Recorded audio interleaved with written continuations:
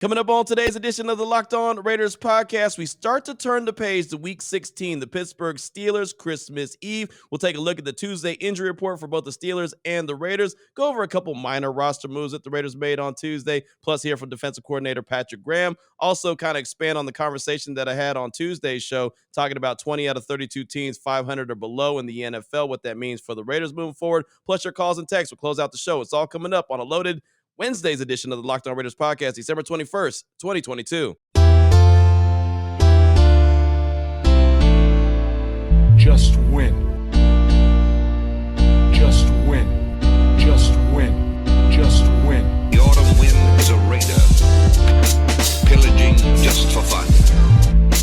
He'll knock you round and upside down and laugh when he's conquered and won. And won. And won.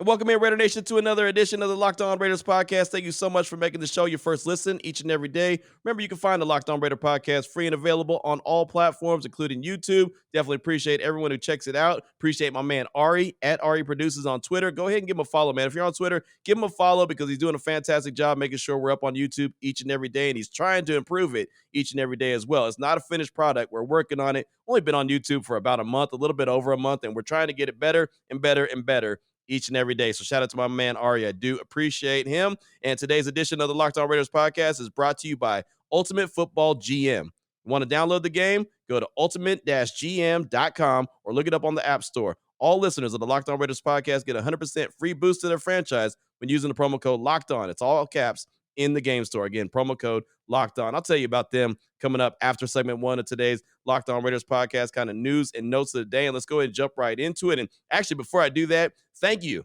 I want to give a thank you to Raider Nation. Everyone who reached out and was like, Q, you spelled parody wrong on Tuesday. It was wrong. You spelled it parody like ha-ha parody instead of parody like there's 20 out of 32 teams in the NFL that are all similar to each other. My bad.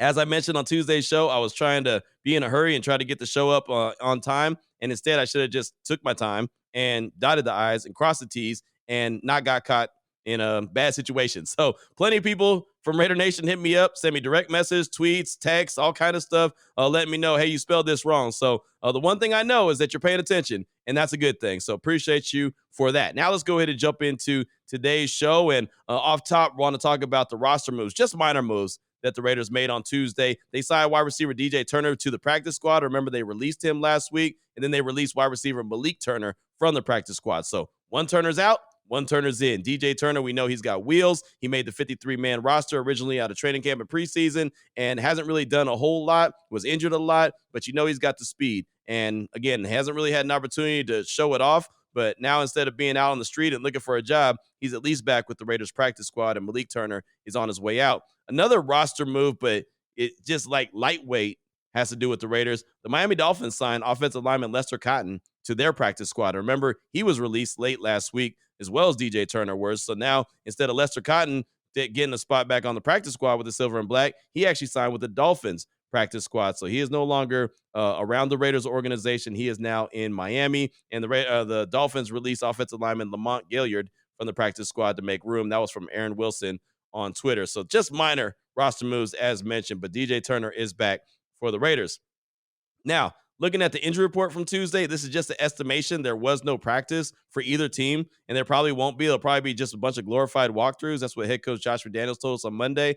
On a short week like this, and really late in the season like this, for the most part, they're going to be a bunch of glorified walkthroughs. But if the Raiders had practiced on Tuesday, which again they didn't, 5 guys would not have participated. 3 guys on the offensive line: guard Alex Bars, tackle Jackson Barton, and guard Dylan Parham. All 3 guys, no, Bars and Parham dealing with knee injuries, Jackson Barton dealing with a back injury, and Bars has been out for a while. Parham left the game on Sunday against the Patriots with the knee injury and didn't return, and Jackson Barton was actually inactive due to that back injury. So 3 to pay attention to right there. The Raiders need to get their offensive line back intact sooner rather than later. Also, cornerback Rocky Yassin would not have practiced, and running back Zamir White with an ankle injury would not have participated either, which is surprising. He's a new entry. He's a new, guy, classification on the injury report right there. So didn't see that one coming. But I will say this, running back Josh Jacobs is not on the injury report, so that's good. Going on with the injury report, guys that would have been limited: Andrew Billings, Darian Butler, and Deron Harmon. Billings with the fibula, Butler with the quadricep, and Harmon with the shoulder and neck injury would have been limited, and Jermaine Illuminor would have practiced fully for the Silver and Black. And again, no Josh Jacobs on the injury report. That's a good thing. For the Steelers, they had 3 guys that would not have participated, but 2 of them were due to rest. Cam Hayward was one, defensive tackle, and then defensive lineman Larry Ogunjobi. He's the other one that was out because of rest. And also Terrell Edmonds with a hamstring injury. He's a safety. He would not have participated. Guys that were limited for the Steelers, wide receiver DeJounte Johnson with a toe injury, and running back Najee Harris with a hip. That's obviously someone to pay attention to. Fullback Derek Watt with the ankle injury, and linebacker Miles Jack with a groin injury. Guys that would have been full participants, quarterback Kenny Pickett. That's a big deal. He's probably going to start on Saturday against the Raiders. And defensive back Josh Jackson dealing with the ankle injury. Also, they had a tight end, Pat Freelermuth. I said his name wrong. I'm sorry, Pat. Dealing with a foot injury. Hard name, that's what I should say. Anyway, full participant is what he would have been. So there you go. Those are the injury reports for Tuesday. We'll get another one today, Thursday, and 90 minutes before kickoff, we'll find out the official game status for both the Raiders and the Steelers. Also, wanted to let you hear one soundbite from Patrick Graham. Not a whole lot of sound bites, just one, and this was because I was curious. On Sunday, the Patriots did a really good job running the ball. Ramondre Stevenson was a dude. Even on that last play that Chandler Jones ultimately scored a touchdown on, he had a nice little 20-yard run, right? And gave himself a thought that maybe he could score, and that's what led to the crazy laterals. But they had a really good day on the ground, and when they didn't run the ball, I was actually shocked. When they had Mac Jones drop back to pass, I was like, okay, that's a win for the Raiders. When you get first and goal at the 1-yard line, you throw the ball 3 times, and none of them are on target, I'm like, okay, that's on you. So that's obviously some of the weird play calling, but their ground game was really working. So that's a problem moving forward. You got the Pittsburgh Steelers up next. You know how they want to butter their bread? By way of the ground. You have the 49ers after that. You know how they want to butter their bread? By way of the ground. You got the Chiefs after that. You know what they could do? They don't do it all the time, but they could do? They could run the ball. So they've got to clean that up quick, fast, in a hurry. So I asked Patrick Graham on Tuesday, what did you see when you looked at the film? What allowed the Patriots to have so much success when normally the Raiders do a good job of slowing down the run? Basically saw a lot of stuff we need to work on in the next few days to get ready for Pittsburgh. So, again, one, they got to do a better job calling some stuff, getting the guys in the right spot. But we got to work on our fundamentals in terms of run technique, make sure we're leveraging the formation and just doing a better job of just, controlling the line of scrimmage. That's a big part of what we want to be as a defense, what the coach McDaniel sees us being as a football team, controlling the line of scrimmage, so we got to do a better job there. So there's Patrick Graham right there, kind of laughed it off, but, in all seriousness, they've got to clean that up quick, fast, in a hurry. They got to get back to the fundamentals that he mentioned because, again, man, Najee Harris and company will run, they'll run, and they'll run some more, especially in the cold winter, the mix that it's going to be on Saturday in Pittsburgh. It's going to be nasty. It's going to be very cold. They're going to want to run that rock. And Kenny Pickett, the quarterback, can run as well. But if Najee Harris is rolling with a head full of steam, better watch out, man. It could be a rough day at the office there. It's not Heinz Field anymore, but that's what I think of, Heinz Field in Pittsburgh. Final note I got for you for segment number 1 of today's Locked On Raiders podcast, kind of news and notes of the day, is about the Sunday ticket. For the longest, it's been on DirecTV. Matter of fact, going all the way back to 94 is when DirecTV got Sunday ticket for the first time. Well, in 2023, it's not going to be on DirecTV. So there's been a lot of conversation. There's been a lot of speculation of what carrier is going to have Sunday ticket. Apple was one that everyone thought was going to get it. Amazon's in the mix. Disney's in the mix. YouTube TV is in the mix. Well, on Tuesday, the Wall Street Journal actually put out a little bit of a report saying they feel like a Sunday ticket agreement with YouTube TV could be reached as early as Wednesday. So I don't know the exacts on that. I don't know what that would mean to the YouTube subscriptions or whatever, however much it costs. If it costs for YouTube TV, I don't know. I don't know any of that stuff. The wife probably has a better idea than I do, but I don't know what it would be with Sunday ticket. I know I loved Sunday ticket when I was in Texas and I didn't want to bootleg the games anymore. We finally broke down and got Sunday ticket. I loved it.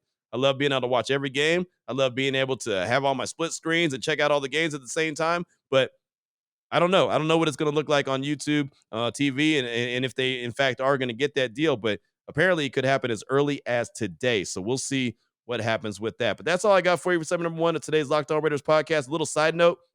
We will be talking to head coach Josh McDaniels at around 11:15 this morning. So depending on what time you're listening to this, that might have already happened or it might get ready to happen, right? So again, it should be about 11:15 Pacific Standard Time this morning at the Intermountain Healthcare Performance Center. We talked to head coach Josh McDaniels. We'll try to get an update on some injuries and, what he's looking at as far as turning the page to the Pittsburgh Steelers and what the Raiders are going to have to face as they go on the road in the cold on Christmas Eve, the 50th anniversary of the Immaculate Reception. And as George Atkinson, the great George Atkinson says, the Immaculate Deception. So again, that's all I got for you for segment number 1 of today's Locked On Raiders podcast. Coming up in segment number 2, going to continue to talk about where I believe the team is and the franchise is moving forward, and also, kind of further the conversation about the middle of the pack teams, the 20 out of 32 that are 500 and below, the conversation that we had on Tuesday's show. We'll get to all that after I tell you about a couple great sponsors here on the show, including the title sponsor of today's show, which is Ultimate Football GM. And it's something I'm so excited about. It is the title sponsor of the show, and it's a mobile game.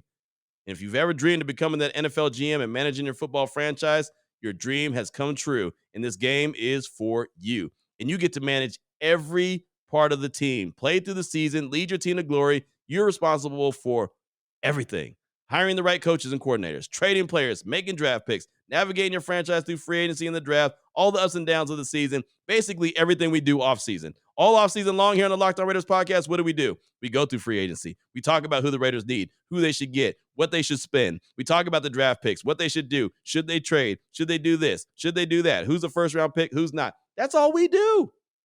This game should be easy for us. Ultimate Football GM. Locked On Raider podcast listeners, right now you get 100% free boost to your franchise when using the promo code Locked On, which is in all caps. It's in the game store. It's Locked On in all caps. Make sure you check it out today. Download the game, visit ultimate-gm.com or look it up on the App Store. Again, ultimate-gm.com. Have fun with the game, man. It's the Ultimate Football GM, and start your dynasty today.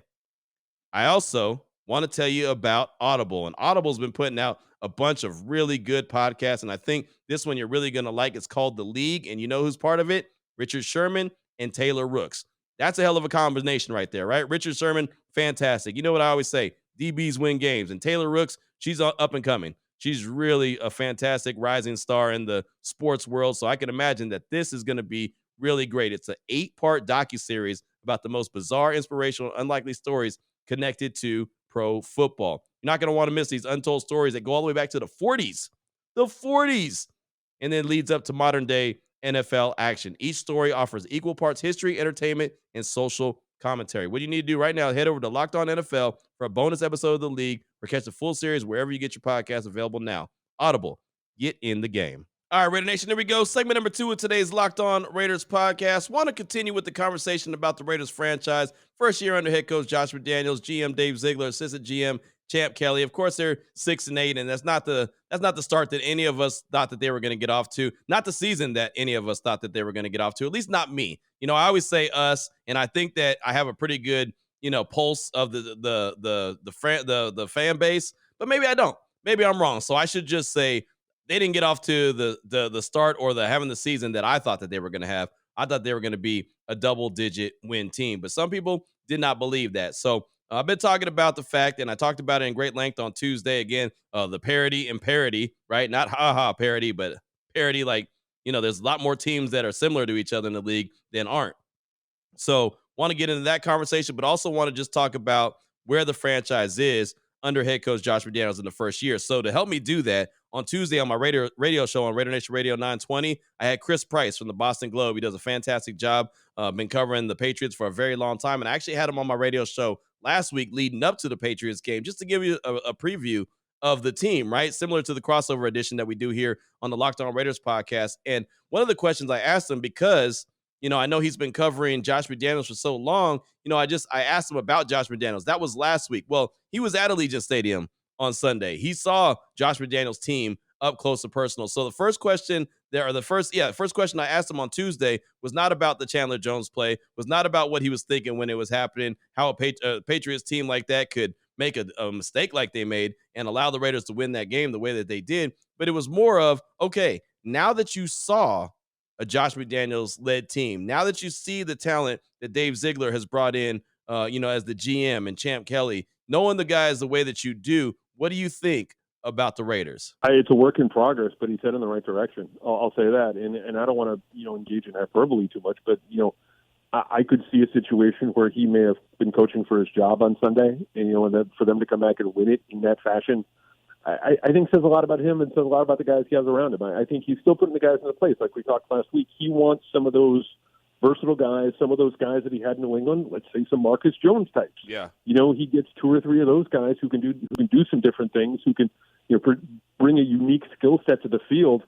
Look, he's not that far away. He isn't. And I think, again, what they did on Sunday says a lot about them and says a lot about their team and says a lot about Daniels. So there's Chris Price right there from the Boston Globe talking about what he thinks about the Josh McDaniels-led Raiders. And look, he thinks that he wants to get more of his guys in there, more of the versatile guys in there, something that we heard a lot from Dave Ziegler and Josh McDaniels since they've been part of the organization, right? Versatility, versatility, versatility. You see the offensive linemen that they drafted. You see what they've been doing with Dylan Parham. You see all the guys that they like having to play multiple roles. So, I mean, again, he's kind of talking patience, and I know it's hard to practice patience when Raider Nation, we've been waiting for so long, right? We've all been very patient for the longest. So it's hard to say, well, just give him some time and he's going to get it there. But all the failures of the past staffs are not on Dave Ziegler. They're not on Josh McDaniels. They're not on Champ Kelly. That's all on the past staffs. And unfortunately, the ones that suffer from it the most is Raider Nation. It's us, right? Because we're not waving. We're not leaving the franchise, or we're not leaving our fandom and then returning later when they're successful. No, I mean, we're here thick and thin, right? All the good and the bad, we're there. And so that's just kind of what it is. So it's hard to preach patience to a fan base, but that's just what it's got to be. And I do believe, especially with the way that these guys are playing hard for Josh McDaniels and getting tough wins, even when they're improbable, like the one on Sunday, I think it shows that these guys have not given up and are not quitting on the coach, and they really do want to fight and they do want to win for him. I think that's very important. Now, the main subject that I talked about on Tuesday's show in segment number 2 was about the 20 out of 32 teams that are 500 or below. Of course, the Patriots are at 500 at 7-7, and the Raiders are below at 6-8, but they're close to that. So I asked Chris, again from the Boston Globe, about the 20 out of 32 teams, and I said, look, that's where the Patriots and the Raiders are. So how close are they? How many moves do they need to make? Are they just a few moves away from being a team that's no longer a 6-8 team or a 500 or below team, and be one of those better teams in the league, just based, again, off of what he saw and what he knows? Yeah, exactly. Look, and it's a matter of, and you guys know this too, man. You can look back on the Patriots season. It's been the same way. It's a few bumps. It's a few bounces here and there. It's the randomness of the league that enters into it in a lot of situations. That, look, if the Patriots get 2 or 3 calls or 2 or 3 plays that go their way, instead of being 7-7, they're 9-5 today. They just barely lost to the Vikings. They just barely lost to the Raiders, and they just these games are just so close and so tight. And Belichick always uses the phrase, and the players always use this phrase, you got to, and I'm going to mangle it here, I apologize, you got to learn how not to lose before you can learn how to win. And I think that we're seeing this Patriots team go through that. And look, from what I've seen on Sunday, the Raiders are kind of going through that as well. It's a process. It's a long process. You're not going to get instantaneous results. But I think that both of these teams are headed in the right direction. It's going to take a while to get. So there he was right there, and it kind of made me laugh at the end when he said, it's something Bill Belichick always says, and I'm going to mess it up. You got to learn how not to lose before you learn how to win. And I was like, oh my goodness. I told him, I said, that's a mic drop moment. That was a good storyline that we had in training camp. And I've even talked about it here on the podcast. Like, yeah, that was great in August of September. Nobody wants to hear not learning how to lose. You got to learn how not to lose as opposed to learn how to win, and nobody wants to hear that in December, late December, when the season's almost over. But when he said that, it just made me realize that, man, that's a reality. It's not just a phrase that Josh McDaniels is using trying to buy some extra time. It's what it is. And then the wheels in my head started turning, and it made me start thinking about when I was covering Baylor, when I was in Central Texas at ESPN Central Texas, and Matt Rule came in. Remember, when I first got there, Art Briles was the head coach, and Art Briles was very successful. And when he got fired for a bunch of off-the-field stuff that had happened, like, the city was furious. They were angry. Like, he was like Jesus to everyone who's a Baylor fan, right? I mean, he was the next coming to Christ as far as they were concerned. And then when he was let go, everyone was so angry, and can't nobody replace Art Briles. And then all of a sudden, here comes this guy named Matt Rule that I, at that time, hadn't even heard of. He's not a guy from Texas. And, man, people were angry. He can't win here. He can't recruit here. What does he know? Where is he coming from? He's only coming from Temple. What's Temple? I heard everything. And then he started preaching process. You got to have patience. Nobody wanted to hear process. Nobody wanted to be patient. Everybody was angry. Send him back to the East Coast. He ain't worth nothing. They were going off. First year, team sucked. I think they got 1 win. They were terrible. Second year, okay, you start seeing them getting a little bit better. Third year, they're in the Sugar Bowl, right? Playing against, who'd they play against? Georgia. They got the brakes beat off them, but they're playing Georgia in the Sugar Bowl, right? In Matt Rule's third year, and then that's when he got the job and went to Carolina. And we know it didn't work there, but now he's at Nebraska. Reason I say that is nobody, just similar to what I said about patience, nobody wants to hear anything about a process, but it's what it is. And this coaching staff should be given the chance, and this front office should be given the chance to go through the process and build it the right way. So it's not 1 successful year, 5 years off. 1 successful year, 5 years off. 1 successful year, 5 years off.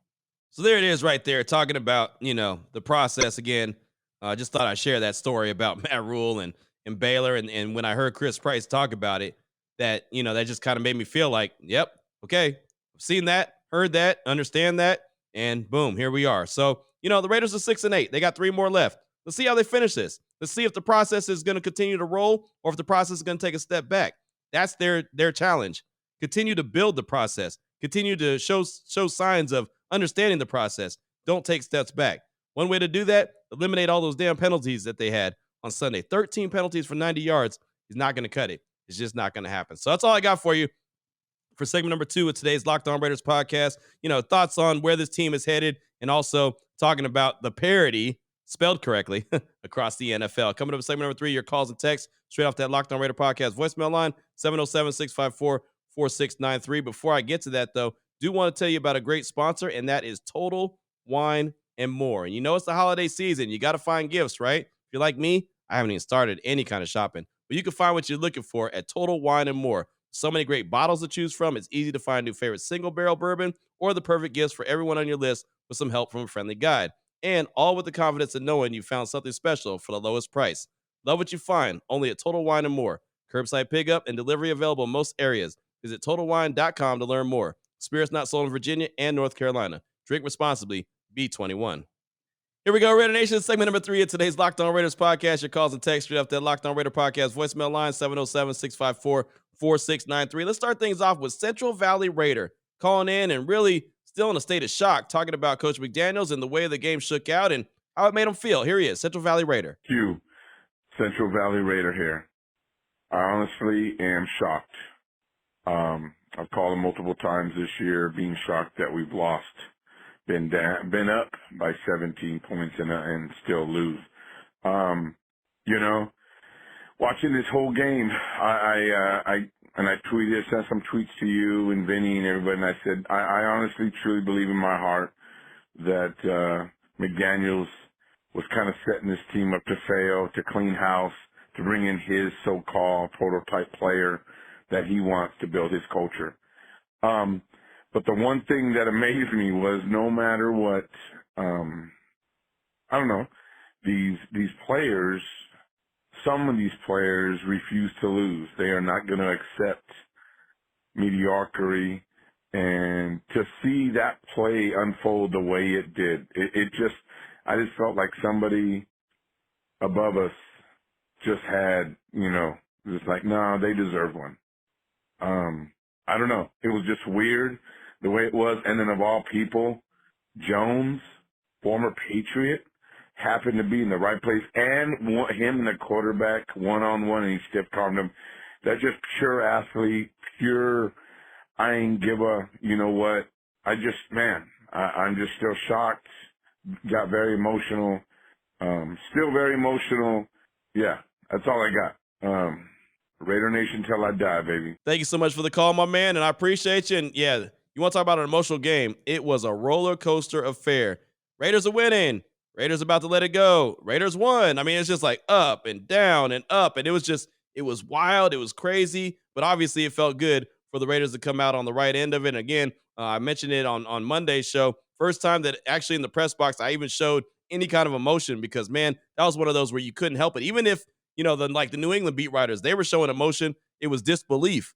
I was showing emotion. It was similar to disbelief too, but it was like joyful disbelief at the same time, So it's crazy. As far as McDaniels goes, I don't think he's setting this team up for failure at all. I think he really enjoys being the Raiders head coach, right? I mean, he's really embracing it.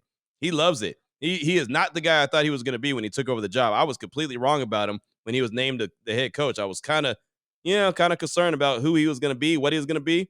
I like him. I think he's going to be really good. So we'll see what happens. Again, they're trying to build that consistency, not just a team that is a playoff team one year and then you don't see them again for 4 or 5 years. Trying to build that consistency. So we'll see. We'll see what happens. Thank you for that call, though. I do appreciate you. Next up, got a text from Brent from Boston. He says, Q, Brent from Boston with only one thing to say, redemption. I'm walking into my office, stiff arming every coworker with the middle finger like I'm Chandler Jones planting Mac Jones in the ground. I think it actually is poetic justice that the game ends the way it did after, let's be honest, a questionable touchdown reception by Cole to tie it up. Now, Pat fans could say they feel a tiny bit of the pain that we felt by getting robbed on the Brady fumble. Oh, I mean the Tuck rule. My middle fingers are ready. I just hope they don't cramp up by the end of the day. Still bleeding silver and black. Oh, yeah. Just win, baby. That's Brent from Boston, and I bet you are having a good time. Walk around walk around your office like that all week long. Just enjoy it. Soak it in. I don't know if it makes up for the Tuck rule since that was a playoff game, but I understand where you're coming from, and it was nice to be on the other end of calls like that, right? Normally, if there's a call like that, you know that it's going to be called against the Raiders. There's no way that Keelan Cole is going to be called in for the touchdown. There's just no way. It's not going to happen. In that case, it happened. And, man, it sure did feel nice to be on that end of things. Up next, I got a call from Vegas, Austin, calling to talk about head coach Josh McDaniels and how he feels about him and the team moving forward. Here he is, Vegas, Austin. What it do, Q? It's your boy, Vegas, Austin. My last call, I said, would be the last one for the season after the Rams lost, but I feel I owe it to the team, myself, and Josh McDaniels to give at least one more call and give my thoughts about him. I think after, the early losses and wanting to blame it on McDaniels, I've sort of changed how I feel about him just from hearing the players in the locker room talk about him, listening to the scrums after the game, and seeing just like some of the sort of wholesome moments between McDaniels and the players. I think there's one between Chandler Jones and him I saw last night. And, I think seeing the sort of genuine faith that Carr, Devontae, Josh have in him gives me more faith. Like, we want the wins in the column, but seeing that the players are sort of bought into the culture, bought into his schemes, and him as a man kind of gives us, like, Raider Nation more faith, in my opinion. So, and, I think you made a great point on one of last week's calls that now that we sort of have Waller and Renfro back and, it's been 3/4 of the season, we can really see like what sort of a glimpse of what the future holds in these last few weeks. If we really play well and play as a unit, playoffs or not, it's looking pretty bleak, but really at least end the season on a good note and go into the off season not feeling like we need to make any drastic changes, because those conversations just sort of breed toxicity in the locker room and tension within the fan base. And, I'd love to go into the next season feeling good about Carr, McDaniels, and all the dogs we have on the team. Thanks for the listening, Q. I'll see you later. Thank you so much for the call, my man. And the one thing I can tell you is that these players, they're playing hard for Josh. They believe in him. Of course, winning cures all. That's why I've said multiple times, players in the locker room, they need to see wins. They got to give guys the confidence in the coaching staff. They got to give guys confidence in each other. They got to know that they know what they're talking about. Got to win games. When everyone said, oh, just lose out the rest of the season, that would have lost the locker room if they had thought that guys weren't trying to win. They weren't trying to play hard, or they weren't going out there putting their best foot forward to trying to put these guys in position to win. It would have been a wrap. So they need to win games just to prove that they're leading this team in the right direction. So Vegas, Austin, thank you for that call. Appreciate you. Next up, I got a text from Raven in SoCal. Says, Q, I rewatched the Pats game, paying close attention to the defensive line and how Stevenson was able to go for 170-plus yards. That's 9 yards per carry. On almost every snap from scrimmage, the Patriots center and offensive guards were pushing the defensive tackles, Nichols, Tillery, Billings, etc., 2 to 3 yards off the line of scrimmage, leaving no hint of a gap for the linebackers to fill. I'll stop right there. Billings did not play. He hasn't played in a few games. He's been out dealing with the fibula injury, but I understand what you're saying, the defensive tackles. With the forecast being snowy conditions in Pittsburgh, the Steelers fielding the rookie quarterback, I assume Mike Tomlin has studied the film, seen the weakness, and will try to pound the rock up the Raiders' interior. If Pat Graham and this staff don't adjust to shore up this, we Raider fans might be getting some coal stuffed in our stockings on Christmas Eve. Go Raiders. That's from Raven and SoCal. And that goes back to what I said when in segment number 1, when I let you hear the sound from Patrick Graham when I asked him about the run defense. Because, yes, that is one of my biggest concerns. Going into the Patriots game, my biggest concern was the pass rush. and the way that they were going to have their way and try to get to Derek Carr and the kind of day it could have been for Carr. And they did have a hell of a day getting after Derek Carr, sacked him 3 times and hurried him multiple times. I think he got pressured, 19 to 20 times on Sunday? That was my big concern in that game. This concern is the run game, just like you're talking about, of the Steelers and the Raiders not being able to stop it based off what I saw on Sunday against the Pats and Ramondre Stevenson, like you mentioned, going for 170 plus yards. Thank you for that text. I appreciate you. Next up, and we'll close it out with Jordan in Oregon. He's calling to talk about parity in the league and what the Raiders could be as opposed to what they are. And he has his own twist that he'd like to add to it. Here he is, Jordan in Oregon. Hey, what's going on, Q? Jordan in Oregon. I wanted to call in. It's been a minute. Hope you're doing well, and appreciate the pods you've been putting out like always. Staying consistent like I wish our Raiders could do. But anyway, the reason I wanted to call in today, man, is you kind of had me thinking, I'd love to just voice my opinion on this. With the Raiders, the parity of the league, you explained, pretty much how all 32 teams are a little closer than they've been in the past, and 20 of the teams actually being around 500 or below. And Q, I wanted to make a point on that too, is I've seen a lot of chatter this season about the Raiders and what they could be. I've seen even some people do breakdowns of records of the entire league if the Raiders were to swing the games, the one-score games that you feel like they kind of let the game go, especially the ones they had the lead. If you could swing that onto their record, obviously it would be an over 500 team. I mean, even if you just took the 2 closest games, like let's just say like the Arizona Cardinals game, if Hunter doesn't fumble, in the Rams game. I know you kind of brought up the same example, Q, but I'm going to pivot a little bit here. If you took those games and made them wins, the Raiders would be 8-6, and you could feel better about that. And I heard you reference, I think it can make you feel better about the parity across the league. But I also want you to remember is that all 32 teams could do that. So all the teams that you're saying are 7-7 and 6-7, or just like the Raiders 6-8. If all of those teams, if you look at their overall scores of each game, almost all 32 teams can look at a couple games and say, man, only so-and-so wouldn't have had that fumble in the last couple minutes. Or, so I think you kind of can't really hang your hat on that, I guess is the way I feel. The Raiders are what their record is. They've been in some close games, and a few of them have shook out their way of recent. And early on when they were 2-7, nothing was shaking their way. So I think it's important to remember, and I've heard you say, Q, you are what your record is. And as much as we'd like to spin things to feel better about it, it's just not, I don't think, real accurate, because if you spun things across all 32 teams, I'm sure things would look a lot different. Secondly, I know it's a long call, Q, but I wanted to say I really think that the coverage of what you're producing on Twitter during the games is like must read stuff. So I just wanted to tell you, keep up the great work on that, and really appreciate your coverage of the game during the game. You're kind of fired for that. But anyway, appreciate you. Happy holidays, brother. Peace out. There he is, Jordan in Oregon. And thanks for the call, my man. And I'm not hanging my hat on what they could be. I'm not doing that because, like you said, every team in the league could do that. I'm hanging my hat on that they're right there in the middle of the pack.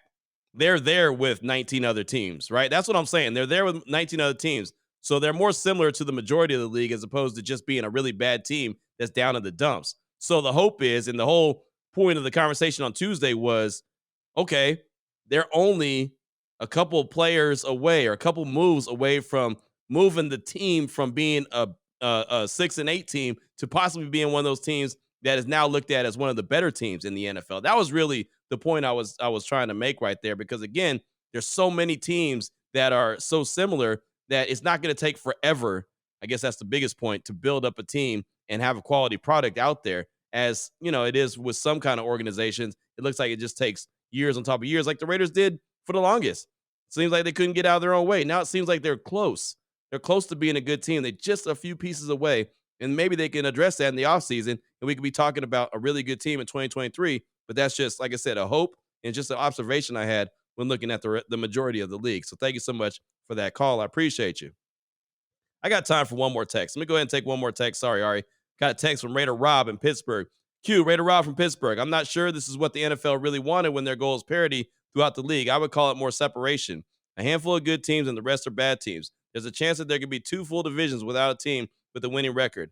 That there is some bad football. LOL. For the caller from New Jersey that's going to the game this weekend, if you plan on tailgating, all the lots around the stadium are pre-sold. Go online and get a gold lot. They are the closest and best tailgating spots. If you're not going to tailgate, your best bet is to park at the Rivers Casino parking garage. They should only charge about $60, and it's right next to the stadium. There are several nice bars between the football stadium and the baseball stadium.